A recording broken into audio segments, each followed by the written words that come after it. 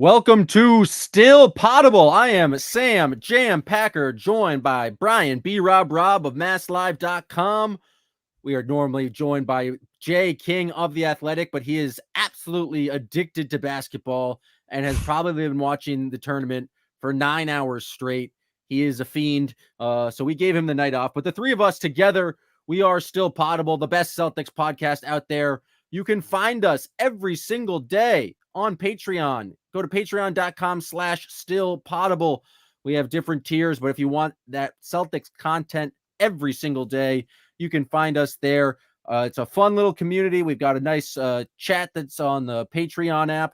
We have a great time over there, so I highly recommend you guys go out, check it out. That's, again, patreon.com/stillpoddable.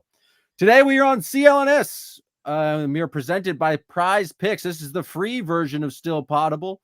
And we are talking about, well, we got to get some B-Rob's thoughts about the shockingly, Celtics played actually an interesting, compelling game. And so we'll talk about that. And then we'll break down kind of how they look versus the rest of the Eastern Conference and check back in with old friend Isaiah Thomas towards the end of the show. But B-Rob, how nice was it to watch a competitive basketball game for a change? It was fun. It got there eventually. First 3 quarters was, well, I guess not. Like, second quarter, I thought you were talking to my co-B writer at Mass Live, Sweetie Tirada. In the first quarter, we were like, there's really just not much buzz for this game, even though if like Giannis not there. But then Peyton Pritchard obviously sparked a little fuse there. But yeah, it was very intriguing to see again the Bucks make a run there at the end of the fourth quarter, and the Celtics clearly operating better in the clutch than they had versus Denver and the Cavs a couple weeks ago there, but certainly still some nits to be picked there. But yeah, it's just refreshing because we're not gonna have any of these games left, Packard, in the next 3 or 4 weeks. So it's nice to get one week a chance. I think that was like the last official like game that might matter, because yes, they're gonna play the OKC Thunder some point in April. Yes, they'll play the Pelicans. Yes, they'll play the Knicks. I think the Knicks is in the final week of the season. It's the front end of back-to-back. That game, they're not going to play anyone. And the Pelicans and Thunder, they're going to have fully clinched the first seed in the Eastern Conference by then. And so I imagine we'll get kind of rests in large waves. What is the magic number 3 now between them and the Bucks? I think it's 2, actually. It's 2, even less. It's one of those 2. It's right there.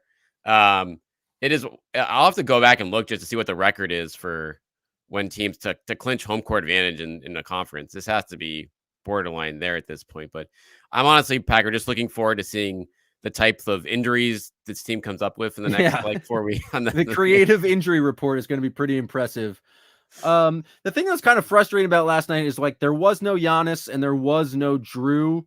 And so it was even difficult to try and glean maybe this as like a preview for what a series might be, because in a series against the Bucks, the biggest question is like, what is Joe Mazzulla going to do to defend Giannis, and especially and Giannis and Dame?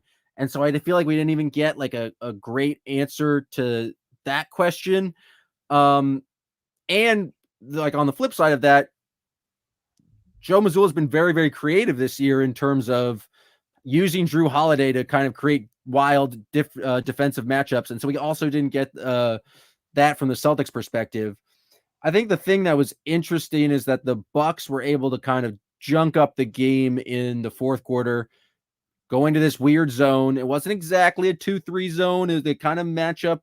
They kind of flowed in and out of it. Didn't keep their structure as much, but like that did allow them to get back in the game. It was playing a 2-3 zone and being extremely physical. Is there any concern there from the Celtics standpoint that like, and I think Jalen talked about this after the game, like they're really, we've heard national podcasts talk about it a lot. Like the refs are letting them play more, fouls are down, and they're really just like letting the teams be physical with the Celtics. And I kind of feel like that's how the Heat beat them last year, how kind of the Warriors beat them in the finals. So is there any concern that the Celtics kind of gave up this big lead as soon as the Bucks went to this kind of junk defense? It has to be a little bit, because this is honestly, like I said, the track record is there. And I think there's no doubt that teams are going to be throwing these types of curveballs at the Celtics. And I don't think it's coincidence that like think, Giannis was good to go in that game, but they're like, you know what? We'll kind of save that, like, because again, experimentation, being like, all right, how are we going to handle these looks? Like, both sides really haven't seen each other at full strength for months now, and I doubt that's going to happen when they play each other in Milwaukee next month either. And so, but yeah, the zone stuff with the Celtics, until they fully solve it in the playoffs, like that question is going to be had, as is like the fourth quarter. Question marks. They clearly patched things up before it got too late on Wednesday night there, but at the same time, it's like, you don't, given how things look, it was almost a flashback to the Cleveland game in terms of how it kind of fell apart there in a hurry. So in my mind, the zone probably shouldn't, like, if you have Drew Holiday and Sam Hauser in that game, that is kind of a sneaky underrated, like those are legitimately their two best 3-point shooters right now. So I don't even know if that zone works even as well as it does against that group, since guys were just missing a little bit more last night late in the game. But it's certainly something where the Celtics probably hope that other teams throw that look at them more, because they're going to probably see it a lot in the postseason, I would guess. Yeah, and I think Mazzulla mentioned this post game is like they first started that zone, and I think it was Chris Middleton in the bench. It was a lot of Patrick Beverley against the Celtics second unit with Javier Tillman in it, and like not a team that had played a lot of minutes together and that was necessarily ready to respond to it.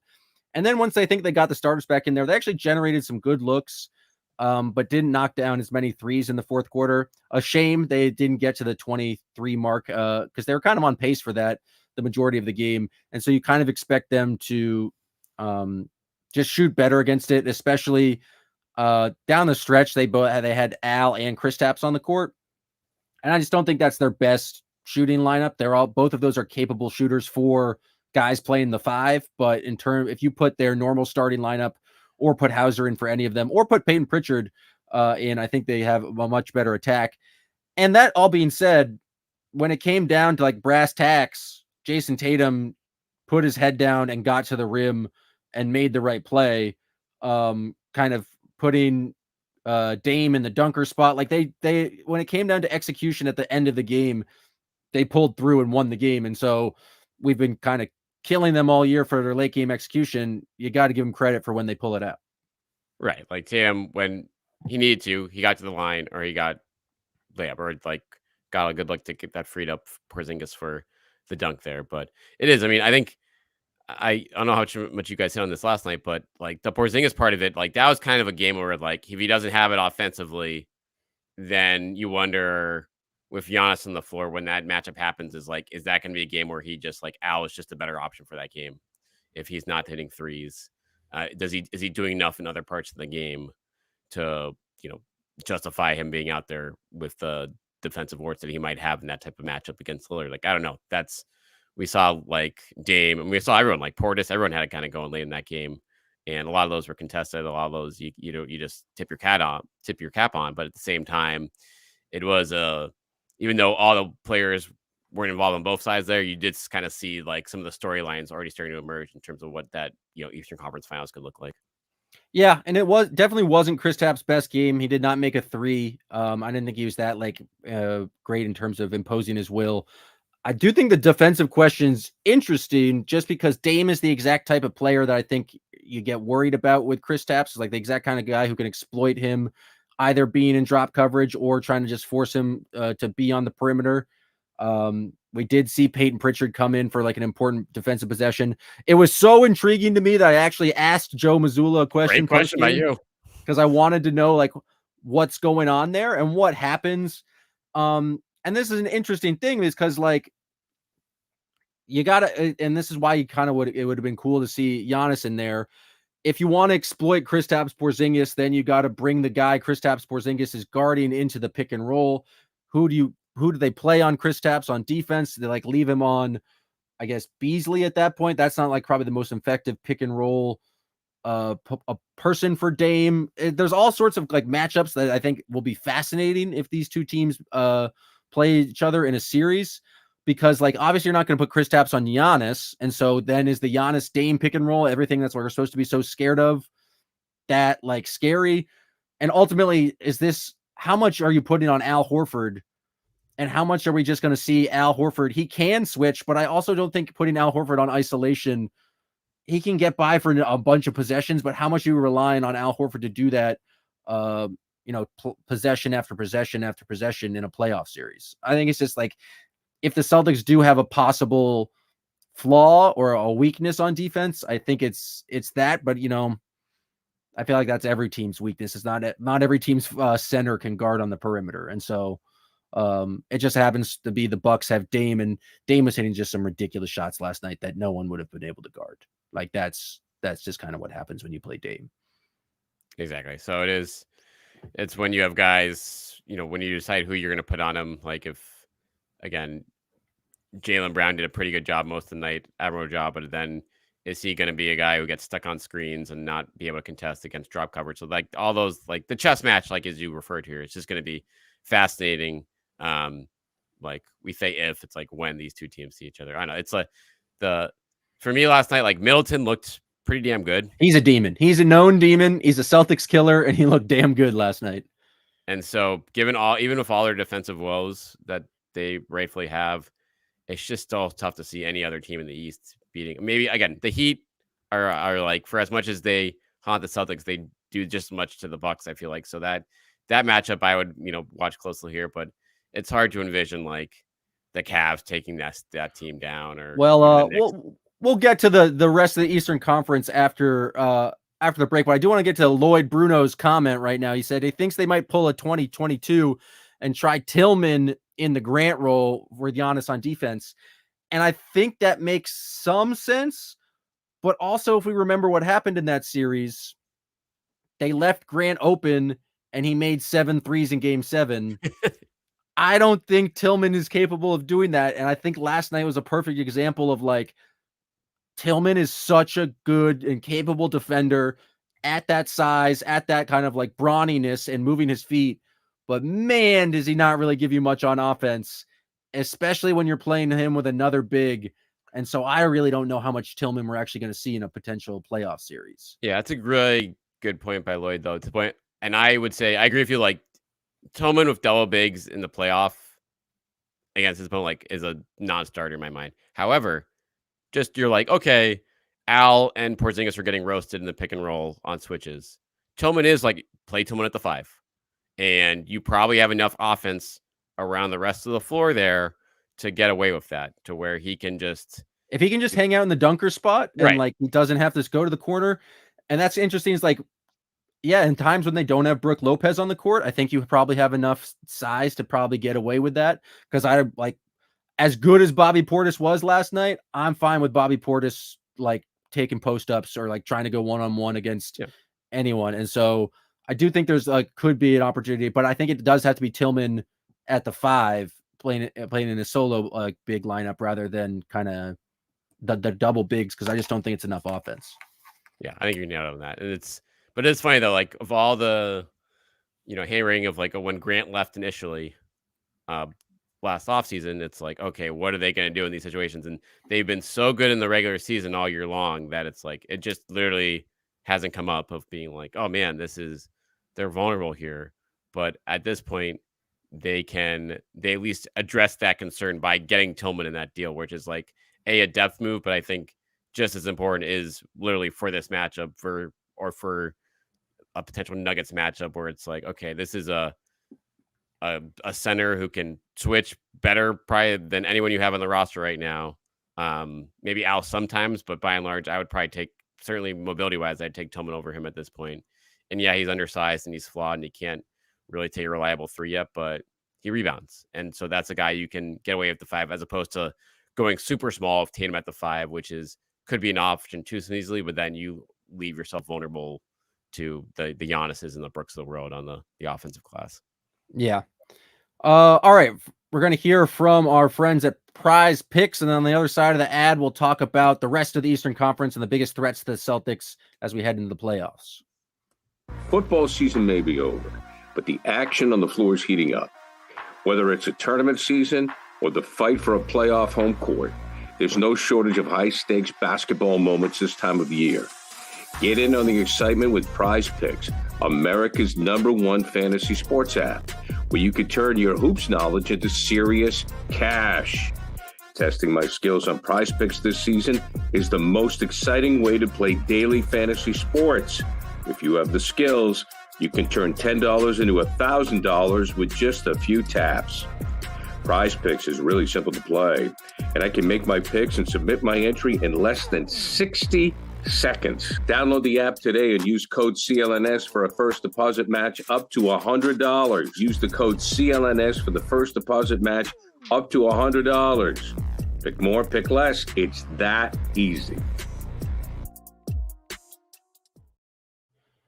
Welcome back to Still Poddable. If you want that daily Still Poddable from me, Jay King, and B-Rob, go to patreon.com/stillpoddable. Subscribe today. You can give a 7-day free trial. Try us out as we gear up for the playoffs. I know you're going to want to be subscribed when the playoffs do start, because we're going to be churning out tremendous content every single day over on the Patreon. Speaking also of a big guest in the cards next week. We won't reveal who, but definitely a good time to say the biggest guest we've had in the echelon of Abby Chin, I would say, in the same tier of guests coming on next week. So keep an eye out for that. But we're talking playoffs, and I think, like, with nothing left to really, the Celtics are clearly going to be the 1 seed. It's time to really start thinking about their potential playoff path, who they could play in the second round, what those potential matchups could be. So I thought we would just go through the Eastern Conference standings, look where it is now, and then also look at, like, I'm just looking at Basketball Reference. They have their kind of like projected standings, their playoff probabilities, who's going to get which seed, and try to figure out what's the most likely path for the Celtics and what's the easiest path for the Celtics. So I don't know where you want to start, B-Rob, at the bottom of the conference or the biggest threat towards them. Let's start at the bottom. Okay, so right now in the 10-9-8-7 is Hawks, Bulls, Sixers, Heat.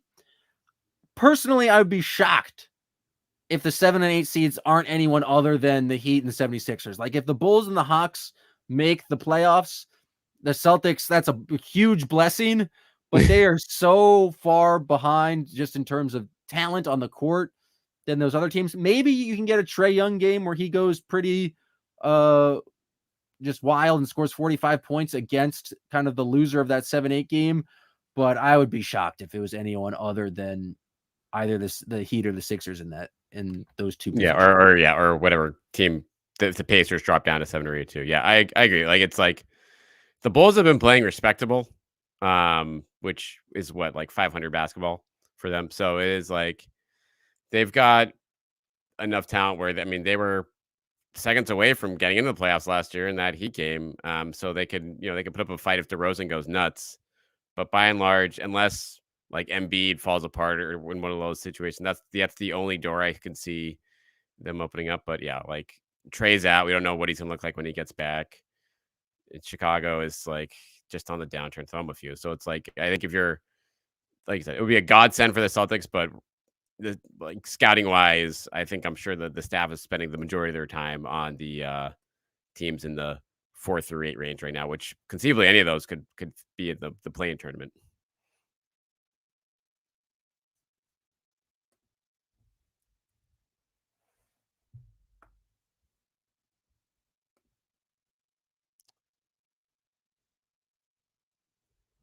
Packard, I believe you're muted right now.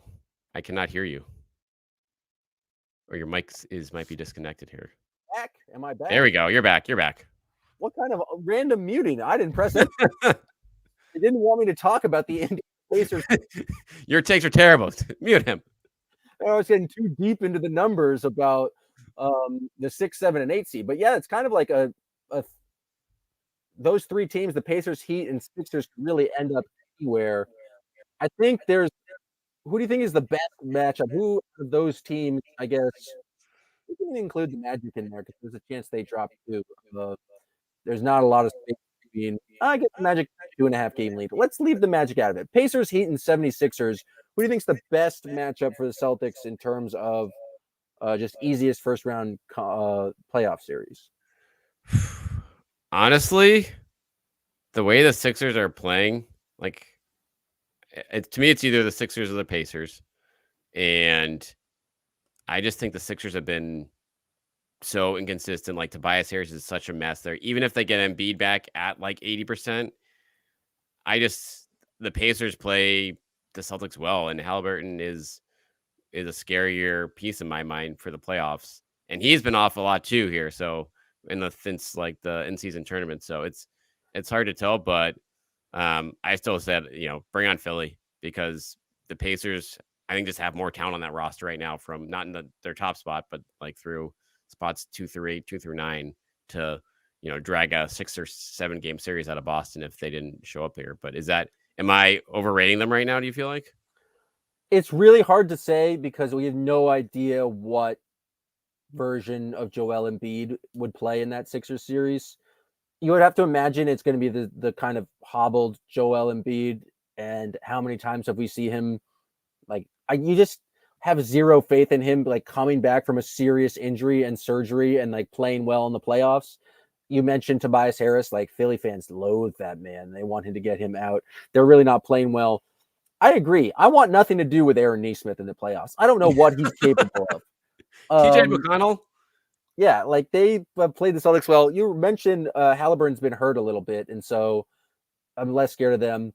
The one thing is, like, I think the Heat would be the toughest series, obviously, because they're the Heat, but there's some value in vanquishing your demons first round of the playoffs. You haven't really been tested that much in the final 2 months of the season.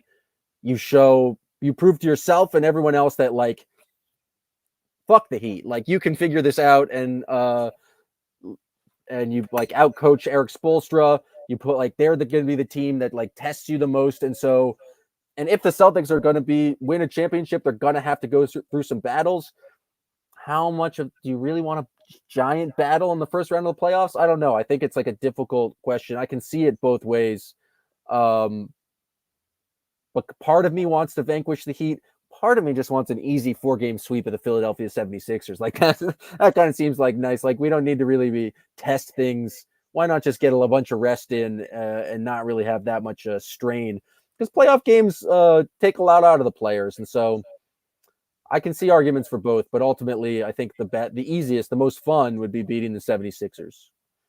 Yeah. What is it? 2020 bubble is when they had that pretty much that same scenario there with a hobbled Sixers crew that they just did quick work with. But I'm interested. I would love to see like a Bucks Heat first round series. And I think it's highly probable of that if the Heat win that first play-in game. Right. And so I do think, I mean, it will be fascinating to see where, like, teams just how prized getting out of the play-in tournament entirely just to get in the, the 3-6 or the 4-5 is. But even, that the stakes for that 7 seed to like get to go from a, potentially top 20 best regular season team ever to a Bucks team that is literally still trying to figure it out and has not had their, like, I think last night they were talking about like Lillard, Giannis, and Middleton have played like 3 or 4 games together like this year period, which is absolutely wild. So it is just to add that. And I just think from the Celtics perspective, it's like, if you can have someone take out the Bucks for you, like, that's great. And I think the Heat probably have the best chance of that out of any team in the bottom half of the bracket at this point. So in my mind, like, as much as you like want to maybe have a confidence boost and get them out of your way early, it's like, well, getting your life easier down the road is just as appealing from my standpoint. Yeah. All right. Well, talking about the kind of other half of the bracket, like, presumably that second round, you're playing the winner of the 4-5 matchup. And right now it's kind of interesting what's going on. The Knicks are kind of making a push towards the 3 seed. The Cavs have been kind of falling as of late. Actually, it's interesting. The Basketball Reference has the Cavs as most likely to get the 2 seed, the Bucks most likely to get the 3 seed, and then Knicks and Magic as the most likely to get the 4 and the 5. And so I think the Knicks will be a tough team, but I don't really have any fear of the Orlando Magic. I think the Cavs would be a kind of a tough matchup. I feel like they've played the Celtics pretty close over the past 2 seasons. But I don't know. I'm kind of surprised to see Basketball Reference think the Cavs are going to get the 2 seed. I think that the Bucks are playing kind of better basketball there, but Who do you think is the kind of the most dangerous team to the Celtics? Let's just say the Bucks get the 2 seed. So let's be between the Cavs, the Knicks, and the Magic in a possible second round. Yeah, from the Basketball Reference clearly is inputting the fact that Donovan Mitchell is dealing with a knee situation right now, and now it seems like the word out of there is like he's just focused on the playoffs. So how much he'll actually play the rest of the regular season remains to be seen. But out of those 3 teams, Packard, like it has to be the Knicks is like the biggest worry in that group because, again, assuming they have a huge question mark of Randall's health, he still isn't practicing after he's separated his shoulder. I think over a month ago at this point. A while ago, yeah. Yeah. And then OG Anunoby is still dealing with this elbow thing that has cropped back up again. But talent-wise, they are at a different level than those 2 other teams in my mind. And they've just got a lot of plucky guys that I think could just be a thorn in this team's side. Orlando has the size defensively to make things interesting, but that's just not a team that can score. And I'm shocked if Orlando wins a playoff series. Like they haven't really made it, and so and not been tested at all. So I would be kudos to Orlando if they make it to the second round. Right. I mean, maybe they get lucky in the fact if New York doesn't have them, if New York's beat up, they could beat them. Like if Randall and OG aren't playing, I could see them getting in. That would be talk about a dream scenario for the Celtics there. If you get like a shorthanded Sixers team and then a year too early Magic type team, then you can potentially cakewalk into the conference finals, which would be a far cry from what they've had to deal with the last 2 years here. But it is like, do you believe in the Cavs at all in terms? Obviously, they've given Celtics tough games over the years here during the Mitchell era. Like, if they are fully healthy, do they intrigue you as a factor? They've played the Celtics tough, and like we've seen Donovan Mitchell just go for some like pretty dominant scoring games. We've seen Garland go off. They obviously have Celtics killers, Karis LeVert and Dean Wade, and so I don't fully believe in the Cavs just because I feel like they so thoroughly got their asses kicked by the Knicks last year, and I'm not the biggest believer in JB Bickerstaff. I don't know if they have the deepest bench, although Isaac Okoro has been better this year.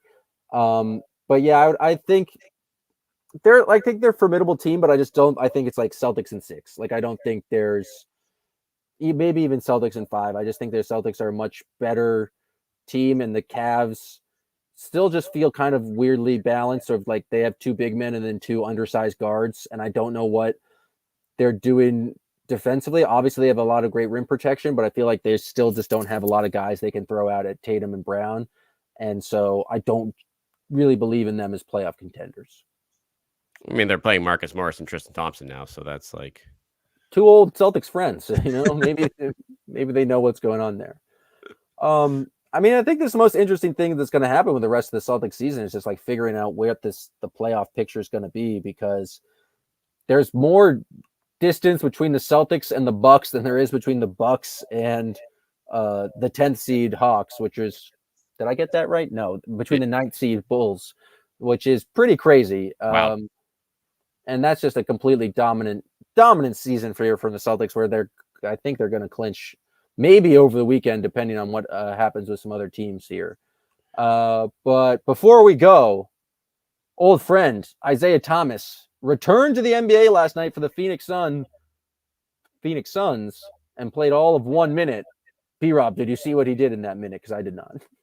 I believe he dished out an assist. Oh, good for him. Did not get a bucket, but did dish out an assist in garbage time. Yeah, it's fascinating to me that he landed in Phoenix. And I wonder how much is that. Do you think that's a player's decision to bring him in? Like, because it seems like, I mean, he obviously played with Bradley Beal a bunch in Washington, and Durant spoke pretty glowingly of him this week about coming his return there. So it's like they're running the show there, obviously, and I guess they're like, give us another shooter. I guess so. Like, it doesn't feel like a basketball decision. It's like the guy, it's not like they brought him in and immediately brought him off the bench as like their 8th man. They put him in the last minute of garbage time. So maybe it's just like a good vibes thing. He's never like really been a floor spacer. He can shoot the ball well. Like he's always been a very capable 3-point shooter, but that's kind of he thrives with the ball in his hands. And I just don't think that's the type of team where you're like, we're going to put Beal, Booker, and Durant on the floor and then just give the ball to Isaiah Thomas to like create. He kind of doesn't have the same step that he once had. So I think it's awesome that he's back in the NBA. I do think it's curious like that's the team that picked him up, but I hope he gets more opportunities and maybe some opportunities with those guys on the court to kind of, like see what he's capable of when teams are kind of shading away from the primary defender. So it'll be interesting to see. He just signed to just a 10-day, right? Yeah, he just signed a 10-day, but at this point, yeah, so that's probably just the saving some money for the franchise at this point. So they'll probably do one more of those, and then if the quote unquote fit is there, it's like, all right, then we'll sign you the rest of the way. But it is. I mean, we saw the Suns twice in the last couple weeks here, and it is like that bench is just hot trash by and large, particularly offensively.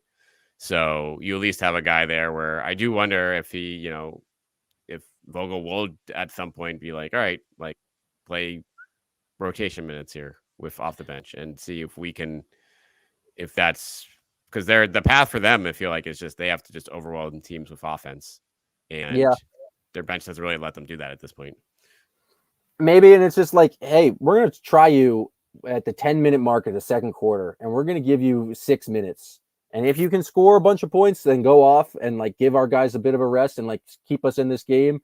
And maybe you just don't have it tonight. And so why not take a flag on him there? And so it's cool to see him back in the NBA. Hopefully he gets that chance, at least with the last remaining games in the regular season. Yeah. I honestly, when he started that thing in Utah, I was like, all right, this is Danny just doing him a solid, but like, who is actually going to take a flyer at him at this point? But then I guess you just look around the rest of the guys available, period, on the buyout market. It's just like totally underwhelming. So he at least he's like I said, has the good vibes, is probably the best realistic shooter on the market. And again, I hope he sticks, hope he gets a chance or two to like, make an impact. And I know there'll be obviously a bunch of people back here rooting for him. So it'll be fun to watch. It will be.